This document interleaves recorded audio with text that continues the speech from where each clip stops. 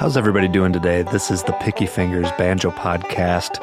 As always, I'm your host, Keith Billik, and for this one, I'm actually flying solo, no guest stars today. Figured I would take a little break from the interviews, do another one of these instructional episodes, so I hope you enjoy it and get something out of it. First of all, however, I do need to, as always, give the shout out to the Patreon supporter for today's episode. Today it's a banjo player from the Milwaukee, Wisconsin area named Rory Petrie. Rory plays in a blues folk kind of trio, so you might see him performing around that area, or if you happen to be wandering through the Mitchell Park domes, he's also a horticulturist in the area, so if you hear some banjo music in the distance as you wander through those gardens, feel free to give Rory a shout. Either way, Rory, thank you for your support. Thank you for everyone else who's been visiting the Patreon page. If you'd like to check that out, it's patreon.com/banjopodcast. And if you go to that page, you can learn how to become a supporter for one of these episodes. So that's one way to support the podcast. And you all know the other ways. You share the links on social media, tell all your friends. I really do appreciate that, and that does help a lot. So I appreciate all of you who are spreading the word that way as well.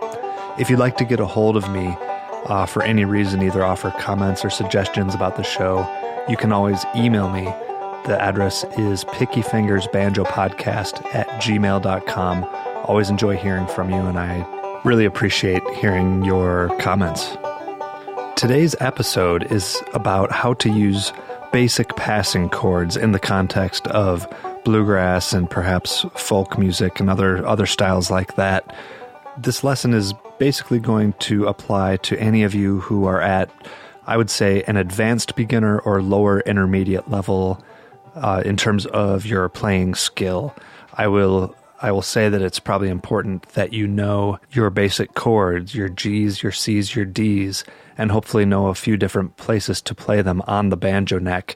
It will also really help you if you know where some of the notes are on the banjo neck. For example, if I say that you need to play an F note, then obviously knowing where the F notes are on your banjo is something that's going to help you get the most out of this lesson. The lesson itself, as its name suggests, is just teaching you how to, once you've established ways of playing the G's, the C's, the D's, giving you a little bit of extra flair to add to it.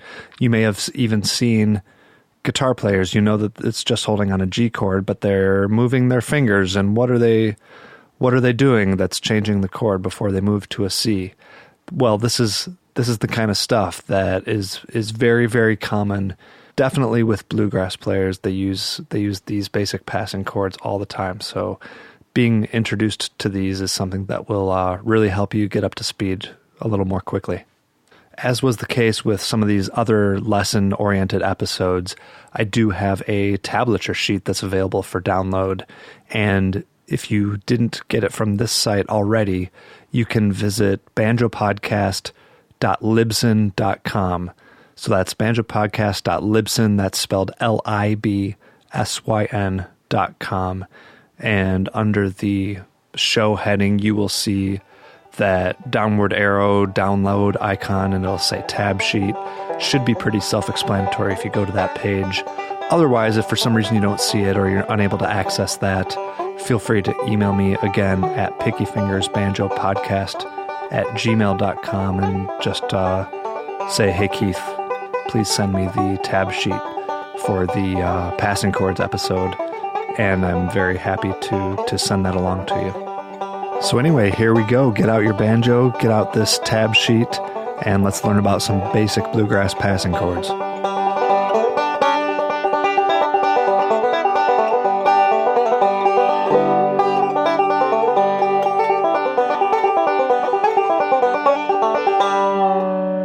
Today we're going to take a look at how to use basic passing chords. And passing chords are used in, I think, probably all genres of music. And as you might expect, they are used also in bluegrass and folk music too. They're used all the time, and they're a very useful tool, a very useful device to give your playing just another dimension to it. And it's especially useful for those of you who have maybe spent some time learning and you know your G's and C's and D chords, and you just need to take that extra little step to, like I said, give your playing another dimension to it and progress into something that sounds a little more interesting, a little more professional, this is a good way to start doing that. So, first thing, what the heck is a passing chord anyway? Well, as its name kind of suggests, a passing chord is something that you use kind of as a transition from one chord leading into whatever the chord is after it. And these passing chords make a musical, give some musical direction to the listener's ear from the one chord to the next. And if they're used properly, there's a natural flow to it, often with a little bit of tension and release. And you'll be able to hear exactly what I'm talking about. Here's an example. I'm only going to play, this is how powerful some passing chords can be. I'll just play this one chord and see if you can tell what chord your ear expects to hear immediately after.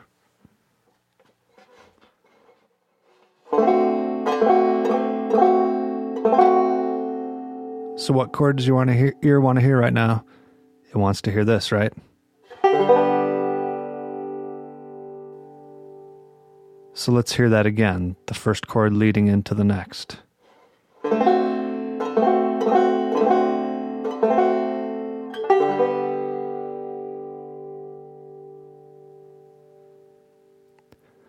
So that's what I mean by a little bit of tension. There are different types of tension in music. There's rhythmic tension, and this happens to be, I guess, what we would call harmonic tension. I'm using certain notes that make your ear want for it to resolve and land on whatever that next chord is. So how do we do that? How do we use these clever chords to make listeners' ears naturally want to hear what you know that you're going to play next? Well, this is how. Like I mentioned, there is a tab sheet, so let me take a look at this. The first transition that we're going to make, now this is all, like I said, in a bluegrass context, so I'm going to assume that the song that we're playing is a G, C, and D song, one that uses G chords, C chords, and D chords, because let's face it, that's a vast majority of what we play. Now, the first transition that we're going to do is when we move from a G chord to a C chord. And the passing chord for that situation is what we call a G7 chord. A G7 chord, if you listened to the episode 12 about how to harmonize things, you know that chords are based on the first, third, and fifth degrees of a scale. So for G, that means the G chord is spelled G, B, and D. And if you find any combination of G's, B's, and D's anywhere on the banjo neck, that's going to sound to your ear like a G chord. So how do we get from a G chord to a G7? Well, I said that the first, third, and fifth degrees make the G chord. When you add a seventh, now this is going to be the note F for a G7 chord. Now you might say, but wait a minute, the seventh note in a G scale is actually the F sharp. Well, there is a chord called a G major 7, which uses the 1, 3, 5, and then that F sharp, and that would be called a G major 7 chord. That's not what we're talking about here. There's a different chord called a G7, sometimes called a G dominant 7, where you flatten that F sharp to an F. So now we have G, B, D, and F notes. So here, if you look at the tab sheet, these are the common ways to play a G7 chord, what I have in those first two measures. And these are not the only ways to play them. You don't have to play them like this, but just know that any combination of G's, B's, D's, and F notes is going to imply to listeners' ears that G7 tonality. Here's the first shape, and I'll just kind of play through the different shapes I will arpeggiate the notes and then play them all together.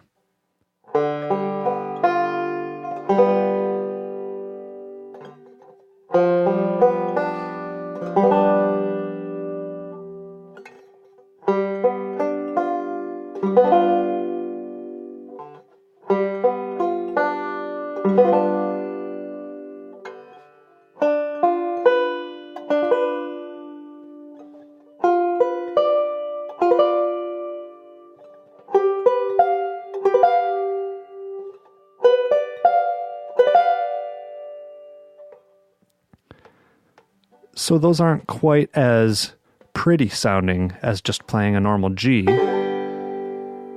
have that built-in tension to them that could suggest kind of a bluesy sound, but it has that bluesy sort of tension to it that makes your ear want to hear what's next.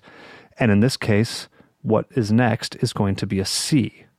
So let's take just that first G7 shape, where you have the open strings, but then the third fret on that high D string.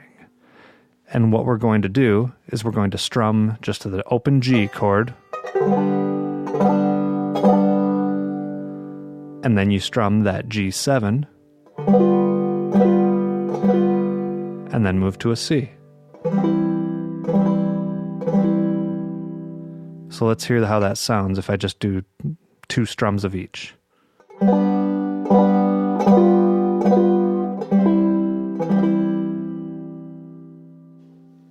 So as you can see, all of a sudden, if we had a song that we're just moving from a G chord to a C chord, normally we would just do this. But now you have something a little extra to do that makes it a little more interesting.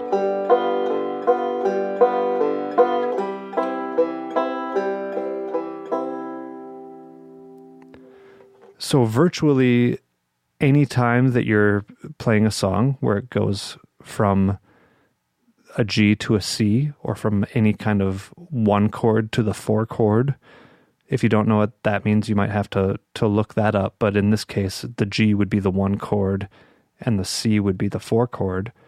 That passing chord is a G7, or from the 1 to the 1/7 and then to the 4.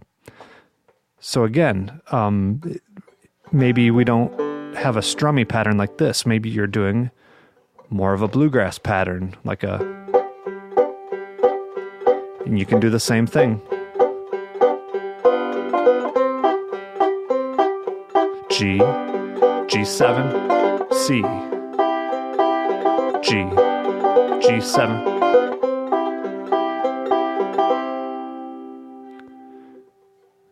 And there you have it. And it's probably easy to overuse. You're going to want to be somewhat sparing with it, but it makes for some great movement from one chord to the next. And we'll keep exploring that a little bit as we go. Now, passing chords. When I say passing chords, when you think chords, you typically think of rhythm instruments. And that's true. Typically, if an instrument is playing chords, it's playing a backup pattern. However, you can use the same principle that makes for passing rhythm chords to spice up your lead playing. We just learned that adding that F note, for example, helps us move from a G chord to a C chord. Now, if you're playing maybe a lead pattern, or maybe it's not even lead, maybe it's a backup pattern, but it's more of a roll-based pattern, something like that, introducing that F note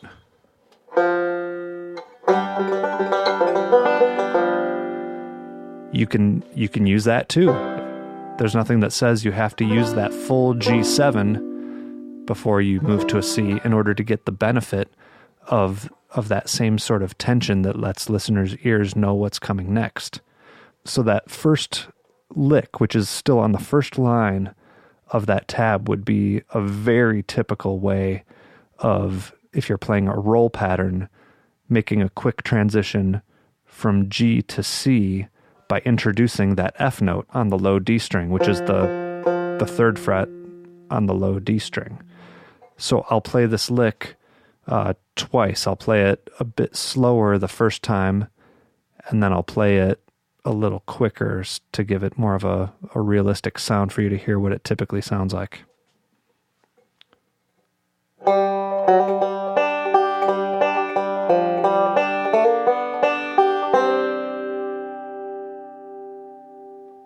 And now up to speed.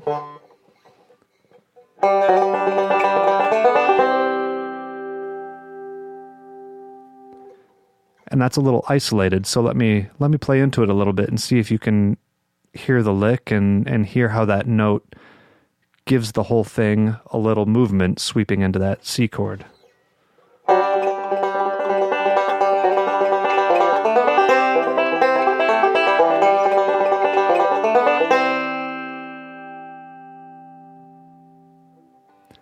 So that's a really good thing for you to introduce to your playing, is if you can, maybe where you would have just hit an open note, if you can snag one of those F notes right before you go to a C, that'll add that little extra.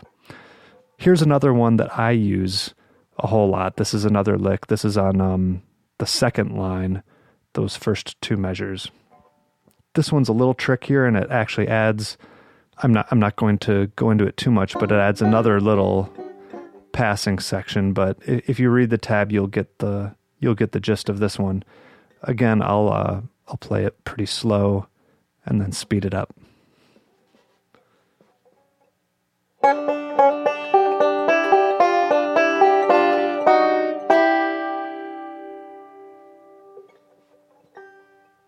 And now up to speed.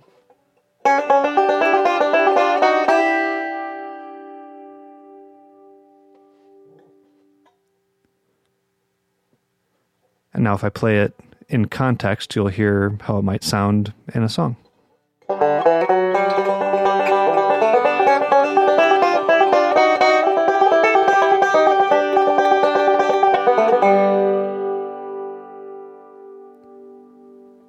You know, something like that. Just anytime you're going from G to C, that's a cool, groovy way to do it. Here's another lick for going G to C that introduces a bit of melodic playing. I like this one too. I use this one all the time. And this is the second lick on the second line, so the last two measures of the second line on the tab sheet.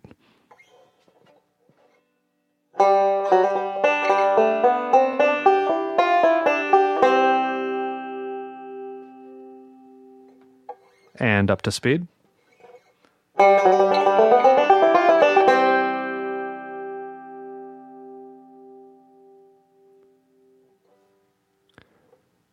So those are just three ideas, but you kind of get the point that anytime you can introduce that F note into your regular licks or into some basic playing, that's really going to help that movement.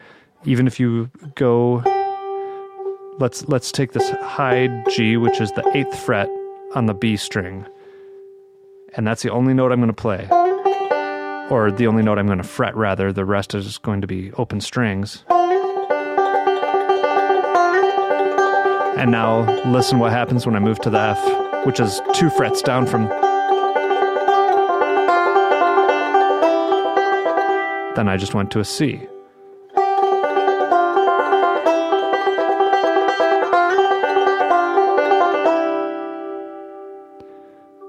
And so these things are everywhere. Anytime you can incorporate that, that's a very natural sound to the human ear. It tends to know where the music is going, and it gives it a nice natural flow and direction and momentum to your playing.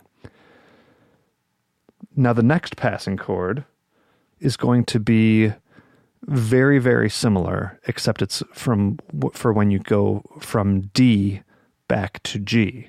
And it's going to be the same thing. We're going to use D, and then the passing chord will be a D7, and then to a G.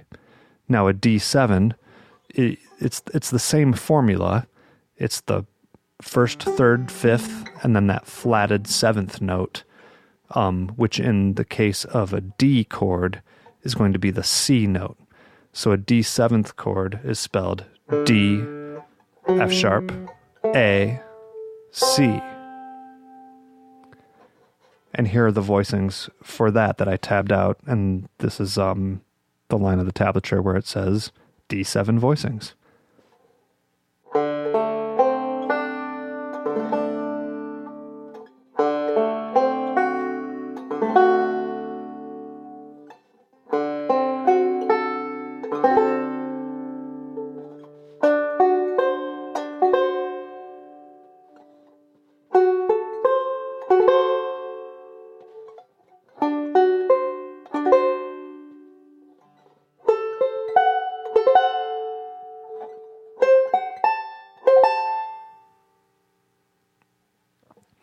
And we're going to use this the same way that we used the G7 going from the G to the C. This is going to be for situations moving from D back to G. So, the same thing. We're holding on a D. Then if we move to a D7, then a G. And you can hear how that sets up that tension that gets then resolved once you land back on the G chord. So a good way to practice this stuff is to get used to all these D7 voicings. And again, this is not an exhaustive list of all the ways to play D7. You might be able to discover a few more on your own. Basically, anytime you're playing notes of the D chord, but then add a C to it, you're going to end up with some version of D7, and that should work. So you're going to want to play around with finding a D chord. This is like the bar shape on the 7th fret. Play around with doing that, adding the C to it,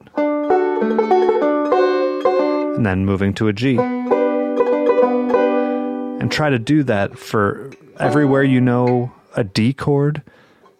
Try to get comfortable switching from a D to a D7, no matter where you play your D chords. And for that matter, do that the same for moving from a G to a G7.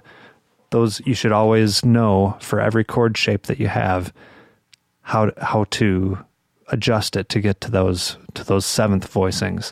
That's going to be a really useful skill for you. Now, just like the G to C chord movement, the D to D7 to G doesn't have to be in the form of strummed chords or anything like that. You can also use it for your lead or backup playing, blend it into some rolls, use it in all sorts of different strategic and musical ways. So here are a few ways to do that. Here's I put a lick right after the D7 voicings. Those next two measures is one way of moving from D to D7 to G using a syncopated type of roll pattern.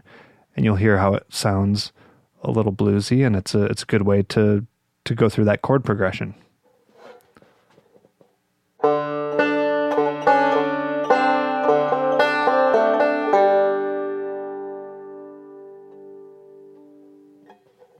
And up to speed, I might play it like this.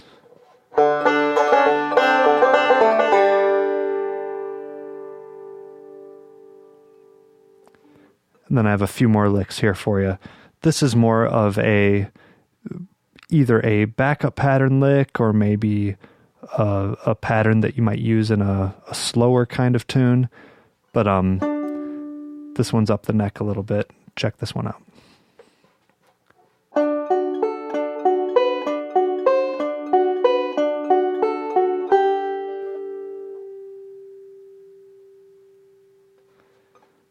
Now, typically, especially if it's in a slower tune, you might want to swing the rhythm a little bit, and it'll probably remind you of a lot of Scruggsy type playing that you've probably heard.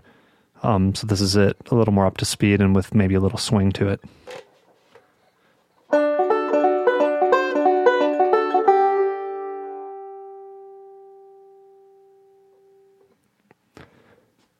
And again, all that's doing is starting with a D shape, those 7s, kind of walking up to that 10th fret, which is a C note, and using that to add tension before we go to the G. Here's another one that introduces a little of the melodic flair, another way to go from D to G using a D7 tonality. And this is that second lick on the... I'm losing my spot here. This is the 4th line of the tab. The second 2 measures there, that second lick.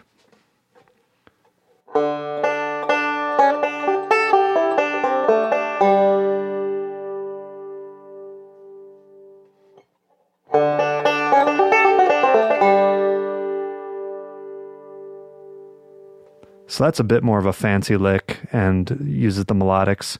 An extra little sidebar for this one, something I like to add to this lick to jazz it up a bit, is before you go to that high 7th fret on the D string, I'll actually slide into that from the 5th fret. So listen to how it adds a little bit of funkiness if you can add that.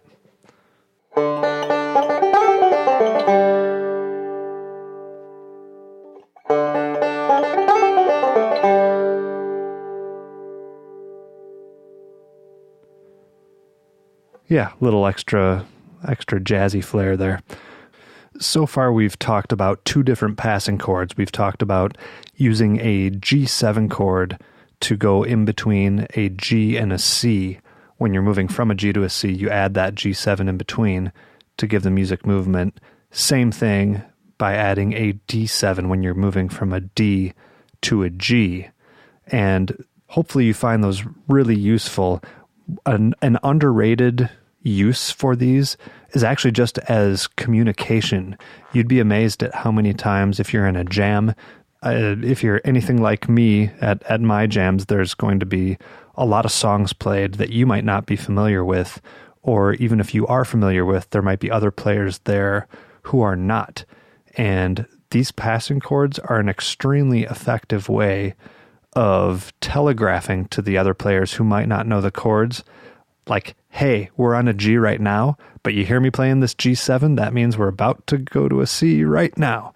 And as a player who doesn't know the progression, they appreciate it when someone takes the time to telegraph what's coming up to them so that they maybe don't have to mess up even on a song that they don't know. And that's being a better team player, being a good jam participant, is helping other people along who might be unfamiliar. And if you're the person who doesn't know the progression, pay attention, because chances are some people at the jam are using these passing chords, and that's a surefire way to tell if somebody starts hammering on that G7 when you've just been playing a G.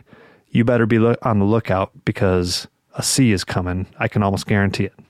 There is one more passing chord that I'd like to talk about. This one is slightly less common, but it is still pretty useful, and I think is another good tool to have in your arsenal as a banjo player. This one it has a scary name, but I promise it's not as scary as it sounds. It's a C-sharp diminished. And how I remember this chord is it's really just a C. But if you know which note of this chord is the C, you move that note up 1 fret, but keep everything else the same. So where this is a C, this would be that C-sharp diminished. And that's that first shape. I'm on the last line of the first page of the tab sheet. So here are the C-sharp diminished shapes that we have for you today.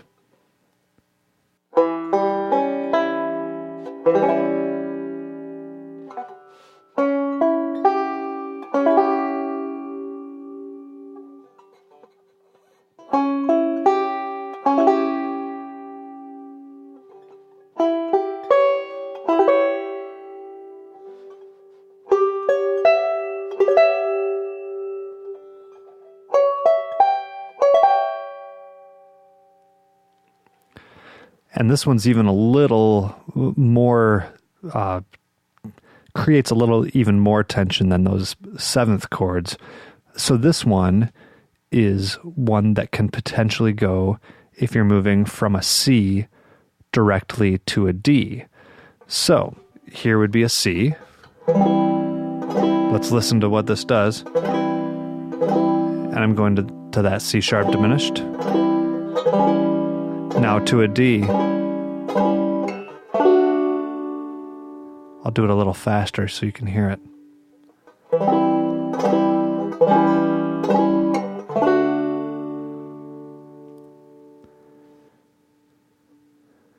Now this one is a little less common, but this is even something that we've heard Earl Scruggs use a little bit. He used, I don't know if he did that exactly, but he did something very close to it in Beverly Hillbillies. You've heard him go.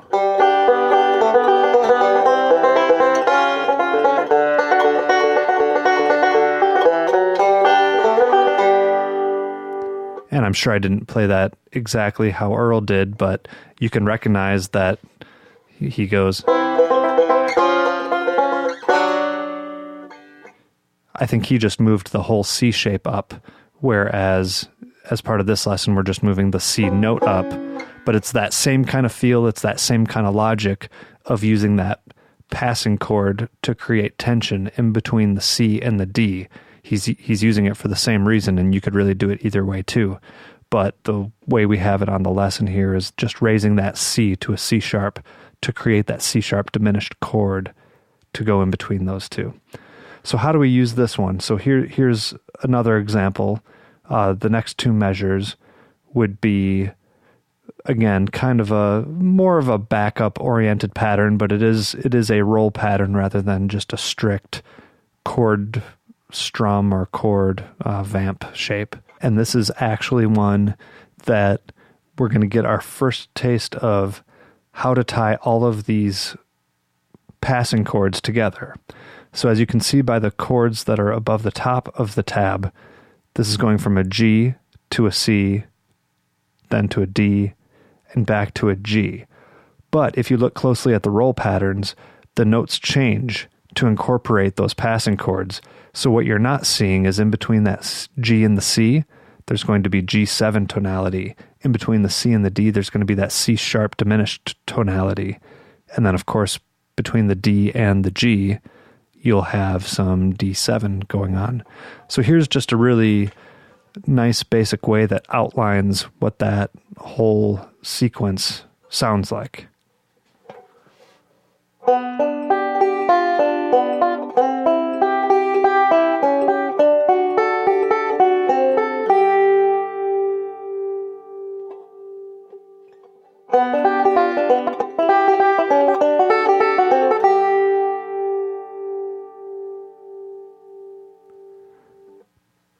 So that is, you can tell it has a lot more movement to it than just blocking on those single chords for a couple beats and then switching right to another chord. There's just more movement to it.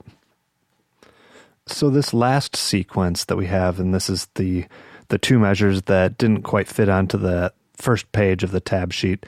This is the two measures on the second page. This is just a sort of a quick overview of the type of backup pattern that you could use using these. And of course I made it lay out with a nice G to C to G to back to G transition just to illustrate the passing chords. In real life, of course, this is going to be mixed up in whatever way the song calls for.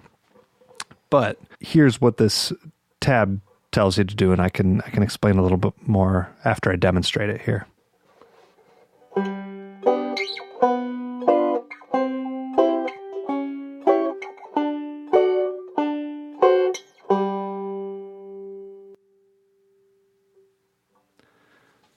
So this is pretty representative of maybe kind of a swingier type vibe.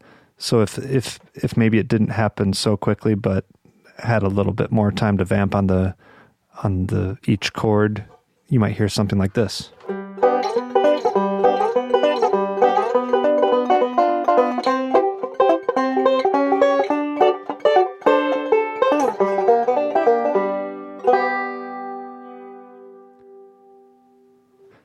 So I jazzed it up a little bit there, but this is really the basis for it. Is that you're using different shapes of G at the appropriate time. You're using a shape of G7, moving to a shape of C, and you keep replacing those middle spots where you would normally just be holding that measure on one chord. You're moving to that intermediate or passing chord before you get to the next, and it just kind of gives that extra movement to the music, like I keep saying.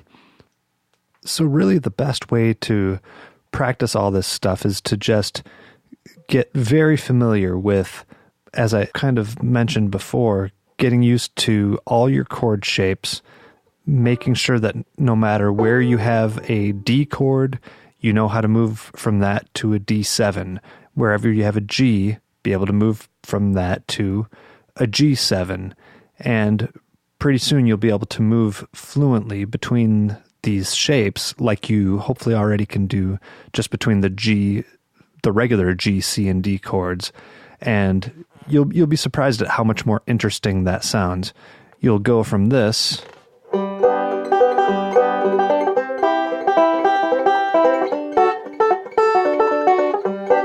to this.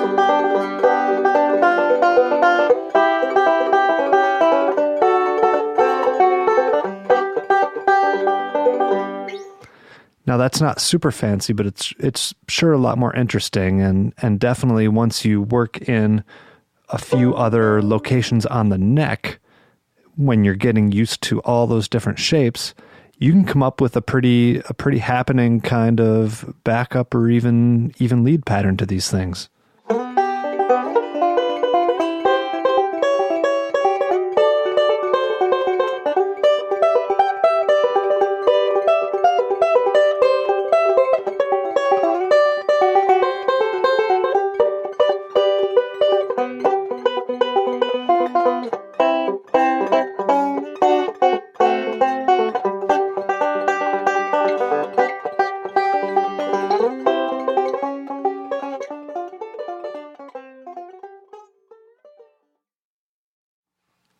One final thing I'd like to point out about this use of passing chords, I've demonstrated all of these using only G, C, and D chords, mostly because that's the most typical combination of chords that you're going to run into in bluegrass and folk music.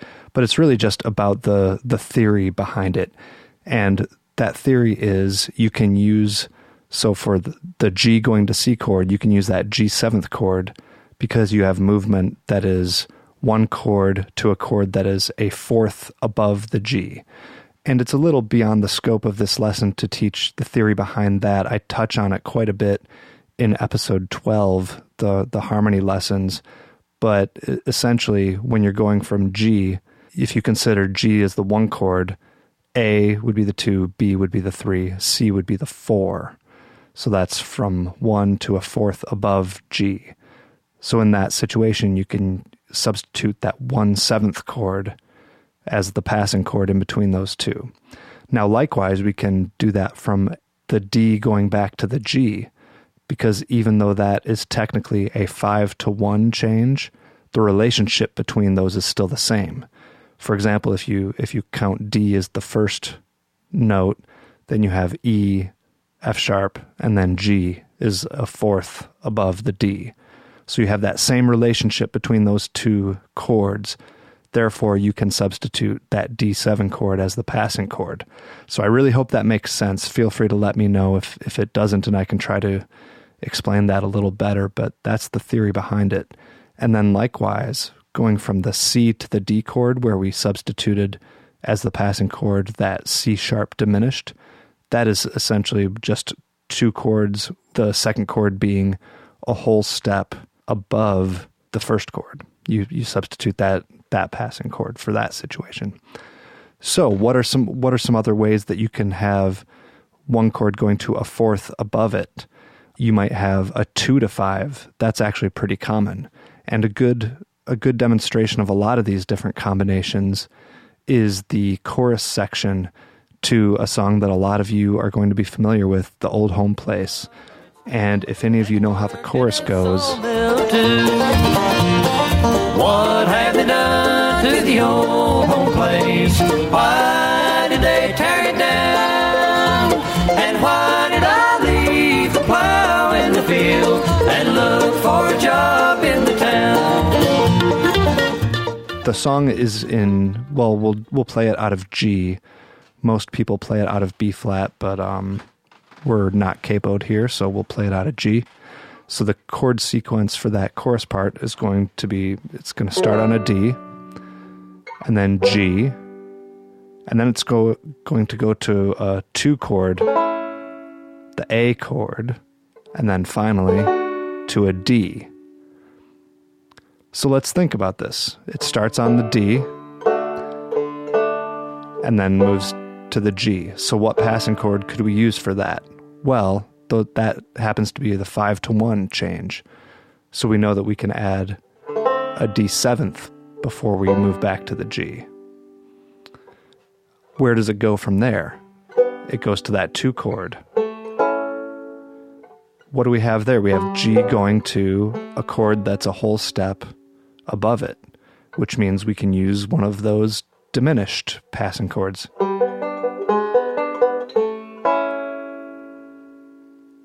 Where does it go from there? It goes from the A to the D. And hey, that's another situation of the second chord being a 4th above our first chord. So from A to the D, or the 2 to the 5 in this situation, we can again use that 7th chord. In this case, it's an A7. And again, to find that 7th note, you take the root note, which is an A, flatten it by a whole step. So in this case, that's a G note that you've added to the A chord. And that's your A7, and then on to the D. And for those of you who know the song, know that then it goes back into the G section. So there's passing chords possible everywhere here. So again, we start on the D, then D7, G, G sharp diminished, A, A7, D, D7, G. So I'll play a little bit of that song here, and I'll use these passing chords, and it might sound a little silly. It's probably overdoing it for a real-life situation, but it's just to illustrate how many chances you probably have to put these passing chords into play and use them in your playing. And it'll be up to you to just always be using your ear and determine which of these situations is appropriate to use them, which isn't, when is too much. That's all a judgment call, and that's when your ear and your musicianship come into play. But here's how it could potentially work. So here it is. I'll play just a little lead-in measure, and it'll go right to the chorus section for Old Home Place.